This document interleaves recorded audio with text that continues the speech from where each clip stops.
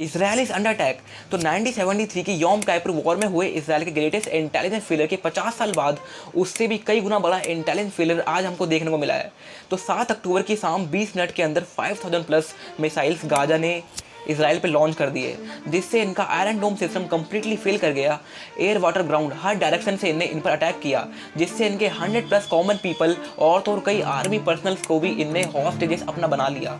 और women were forced to parade neck, children were burnt alive and Israel could not do anything immediately। तो वो Israel जिसको हम इसके इनविंसिबल और अनडिफीटेबल ऑरा की वजह से यहाँ पर जानते हैं, वो इसराइल जिनका यहाँ पर इंटेलिजेंस सिस्टम मोसाद, जो कि world's one of the finest और इफेक्टिव इंटेलिजेंस एजेंसी है यहाँ पर, जिसने अब तक ना जाने कितने सीक्रेट ऑपरेशन और मिशन को सक्सेसफुली एग्जीक्यूट किया है, वो कंप्लीटली फेल यहाँ पर हो गया और हर डायरेक्शन से इन पर यहाँ पर अटैक हो गया। और गाजा इसराइल बॉर्डर, जो कि one of the most highly secured and safety verified location है, रीजन है इस पूरे प्लैनेट में, जहाँ की हैवी टाइट सिक्योरिटी और सर्विलेंस और आईडीएफ इन सबके होते हुए भी कैसे गाजा ने, हमास ने यहाँ पर 5000 से ज़्यादा मिसाइल्स पहले तो एक्यूमुलेट किए और फिर इन पर लॉन्च कर दिए, और इनको पता कैसे नहीं चल पाया यहाँ पर what was the fault here. आखिर इतना बड़ा इंटेलिजेंस फेलियर हुआ कैसे, वो भी इसराइल जैसे देश के लिए जो कि चारों ओर से अपने एनिमी से एकदम घिरा हुआ है। It is completely unacceptable for Israel and there is something to think about it. तो आखिर इतना बड़ा इंटेलिजेंस फेलियर हुआ कैसे? तो फ्रेंड्स, ये पहली बार नहीं है। 1973 में, यानी कि आज से 50 साल पहले 6 अक्टूबर को भी ऐसा ही इंटेलिजेंस फेलियर हुआ था, जिसकी वजह से इजिप्ट और सीरिया ने मिलकर इसराइल पर अटैक कर दिया था। लेकिन अनबिलीवली इसराइल वो वॉर जीत जाता है और उसके बाद से ना जाने कितने सारे अटैक इसराइल को हुए, एयर स्ट्राइक हुई, लेकिन वो सारी वॉर इसराइल बाकायदा यहाँ पर जीत जाता है। और आए दिन पालिस्तीन तो इसराइल के ऊपर अटैक करती रहता है। तो इन सब से टैकल करने के लिए इसराइल के पास इनका खुद का आयरन डोम सिस्टम है। तो यहाँ पर ये आयरन डोम एक एंटी मिसाइल डिफेंस सिस्टम है, जो कि किसी भी शॉर्ट रेंज के रॉकेट्स को हवा में इंटरसेप्ट कर लेता है और डिस्ट्रॉय एकदम कर डालता है। लेकिन अब यहाँ पर क्या हो गया, ये आयरन डोम सिस्टम कैसे इतना फेल हो गया? तो इस बार ऐसा हुआ कि आमतौर पर जो पैलेस्तीन है, जो हमास ग्रुप है, वो 100 से 500 हज़ार तक की मिसाइल लॉन्च करता था, लेकिन इस बार इनने 20 मिनट के अंदर 5000 प्लस मिसाइल्स लॉन्च कर दिए। और जैसे कि हमको पता है कि हर एक सिस्टम की अपनी एक कैपेसिटी, अपनी एक लिमिट होती है, फिर चाहे वो कोई भी सिस्टम हो, वो एक टाइम पे हज़ारों मिसाइल को हैंडल नहीं कर सकता। तो ये आयरन डोम सिस्टम कम्प्लीटली ओवरवेल्म हो गया, इसी कैपेसिटी के ऊपर के मिसाइल यहाँ पर आ गए और इसलिए कम्प्लीटली फेल कर गया।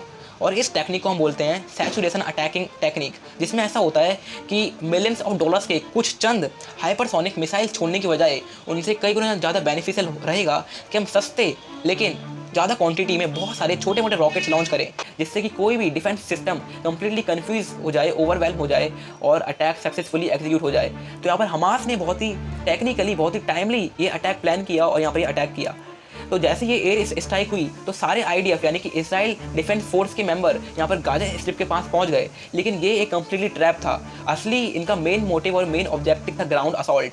तो air water defence, hang glider, तारों को काट के हर एक मीडियम से इनने एक पूरी मल्टी प्रॉम्प्ट वॉर यहाँ पर करी। एक फुल स्केल वॉर इसराइल के सामने पैलेस्तीन यानी कि हमास ग्रुप ने यहाँ पर स्टार्ट कर दी और इनके हंड्रेड्स ऑफ सिविलियंस को, कॉमन पीपल को ये लोग हॉस्टेज बना के अपने यहाँ गाजा ले गए, ताकि इसराइल एकदम अपनी फुल फ्लैश पावर से वहाँ पर अटैक ना कर पाए, क्योंकि उनके भी लोग अब वहाँ पर हैं। तो यहाँ पर मॉडर्न वर्ल्ड के एरा में इसराइल की इलेक्ट्रॉनिकल सर्विलेंस से बचने के लिए इनने ऐसी वॉर टैक्टिक यहाँ पर अपनाई और इसराइल के इलेक्ट्रॉनिकल सर्विलेंस को कम्प्लीटली कन्फ्यूज कर दिया और ऐसे इनका सिस्टम कम्प्लीटली यहाँ पर फेल कर गया, एक के बाद एक, जिसको हम सैचुरेशन टेक्निक, अटैकिंग टेक्निक यहाँ पर बोलते हैं।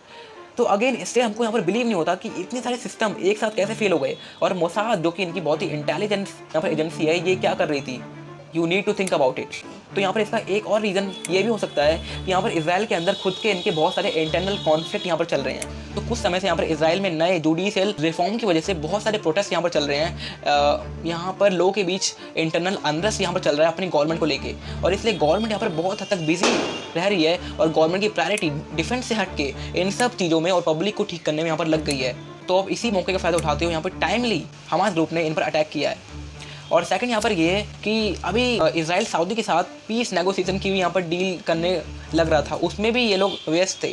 और अब इन सारी सर्कमस्टांसेस और कंडीशन और सिचुएशन को देखते हुए पैलेस्तीन हमास ग्रुप के लोगों ने बहुत ही सोच समझ के एक टाइमली अटैक किया है। और ऐसा नहीं है कि मोसाद को यहाँ पर इसकी इन्फॉर्मेशन नहीं मिली थी, बल्कि इजिप्ट की इंटेलिजेंस एजेंसी ने भी मोसाद को इन्फॉर्मेशन दी थी और मोसाद ने भी सिग्नल गवर्नमेंट तक पहुँचाया था।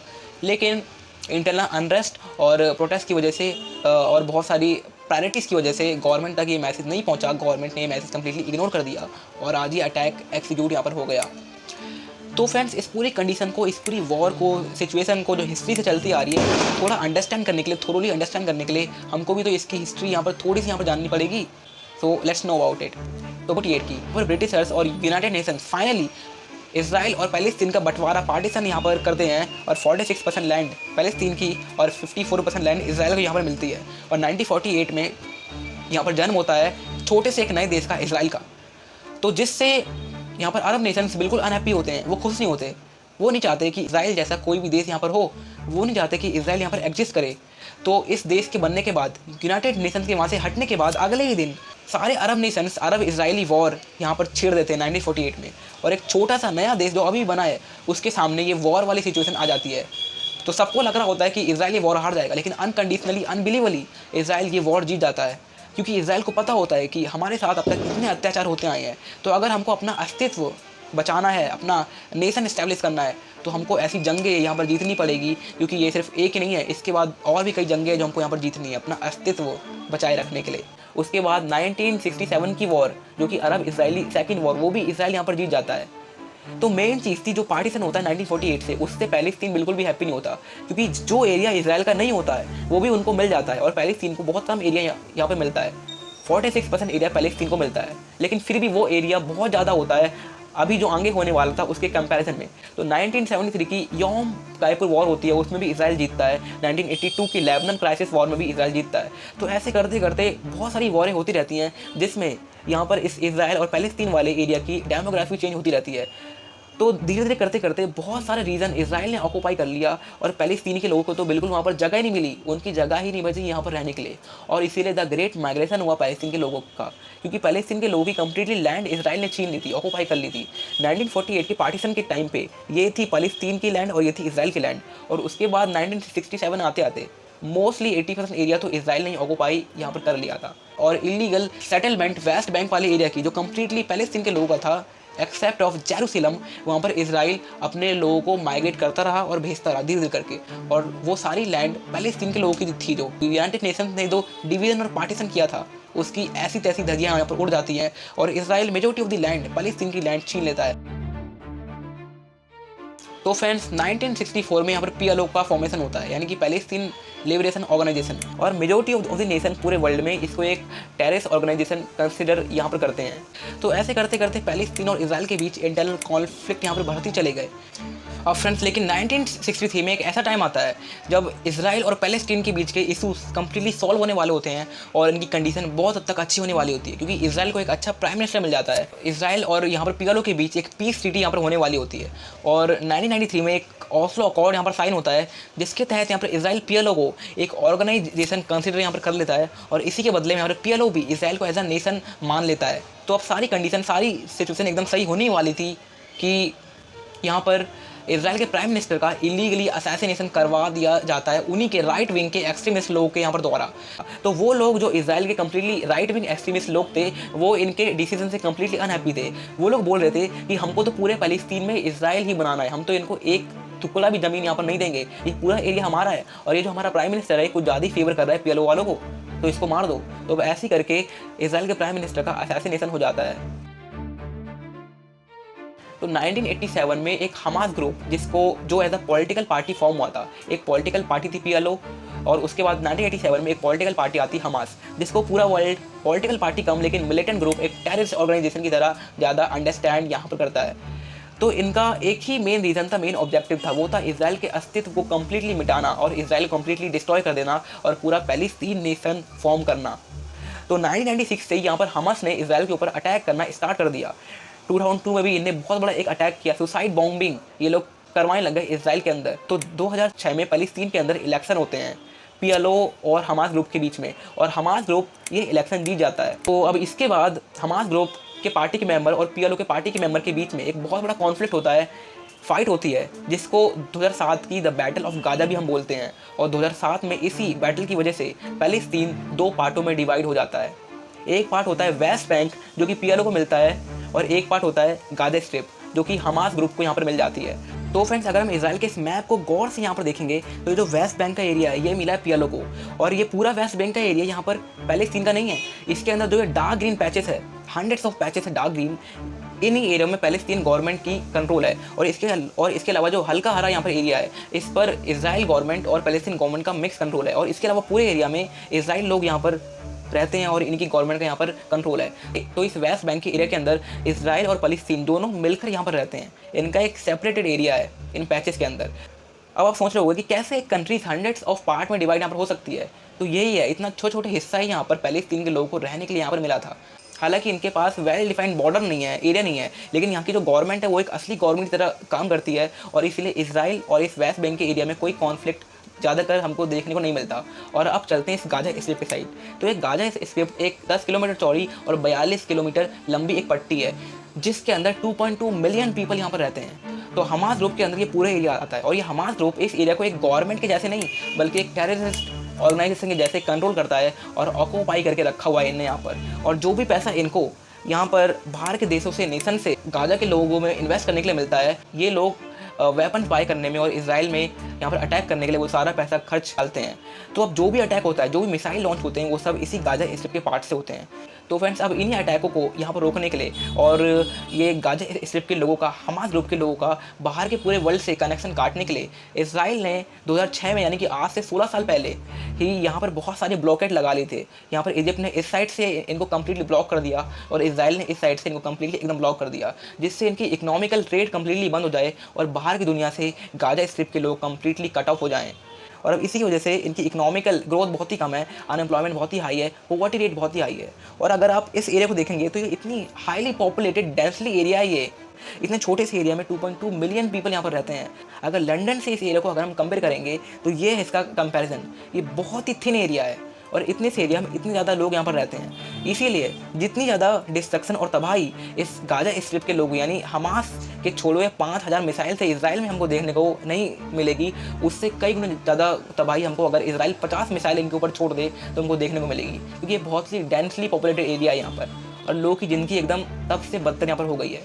तो अब तक आपको समझ आ गया होगा कि हमास ग्रुप की और गाजा के लोगों की हालत कितनी ख़राब है। इनके पास खाने के लिए भी पैसे नहीं है, तो इनके पास हथियार खरीदने के पैसे यहाँ पर कहाँ से आ रहे हैं? 5000 मिसाइल, ये कोई छोटी बात नहीं है। तो now the question is, who is helping Hamas? Who is helping Gaza people to buy these many rockets and missiles? So the answer is, the clear cut answer is Iran. तो हमेशा से ईरान हमास ग्रुप को back करते आया है, support करते आया है।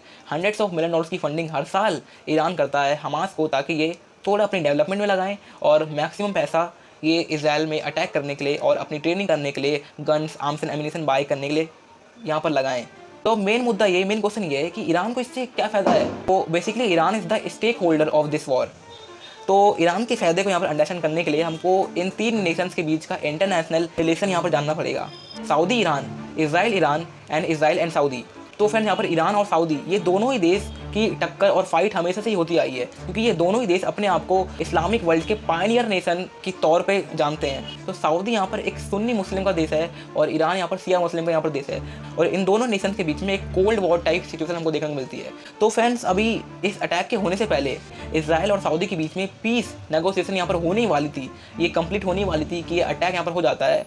और इस अटैक के होने के बाद जो सऊदी गवर्नमेंट होती है वो एक स्टेटमेंट इशू यहाँ पर करती है और उस स्टेटमेंट में ये होता है कि सऊदी इजराइल को ही ब्लेम करता है इन अटैक्स के लिए। जो भी कुछ हो रहा है आज इजराइल की वजह से ही हो रहा है। इन सब से ईरान को बहुत फ़ायदा हुआ। इसके अलावा अगर ईरान और इजराइल के बीच का कनेक्शन हम यहाँ पर देखें तो हमेशा से ये बहुत ख़राब रहा है, क्योंकि ईरान तो इजराइल को एक नेशन मानता ही नहीं है। तो इनके बारे में तो क्या ही बात करें। और अगर सऊदी और इजराइल की बात करें तो इनका कनेक्शन थोड़ा मिक्स रहा है।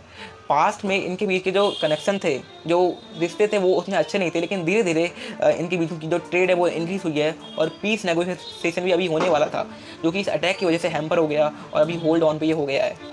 तो फ्रेंड्स, यहाँ पर ईरान ही इस वॉर का एक इकलौता स्टेक होल्डर नहीं है जो कि हमास को हेल्प कर रहा है।